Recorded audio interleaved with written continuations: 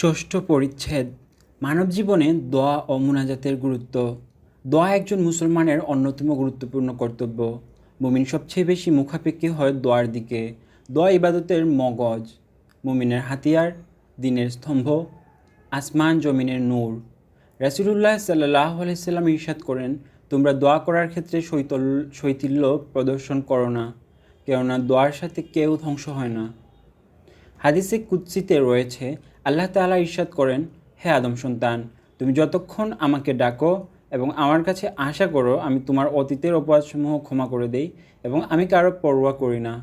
আল্লাহ তাআলা পবিত্র কুরআনে ইরশাদ করেন, আপনি বলুন, তোমাদের দোয়া না থাকলে তোমাদের ব্যাপারে রব কোনো পরোয়াই করতেন না। নবী করিম সাল্লাল্লাহু আলাইহি সাল্লাম ইরশাদ করেন, যে ব্যক্তি এই কামনা করে যেন আল্লাহ তাআলা তার মুসিবতের সময় সাড়া দেন, তাহলে সে যেন সুখের সময় অধিক হারে দোয়া করে। তিনি আরও ইরশাদ করেন, দোয়া ব্যতীত তাকদীর পরিবর্তন হয় না, নেক আমল ব্যতীত হায়াতে বরকত হয় না। রাসূল করিম সাল্লাল্লাহু আলাইহি সাল্লাম ইরশাদ করেন, আল্লাহ তাআলা দয়াবান, অনুগ্রহশীল।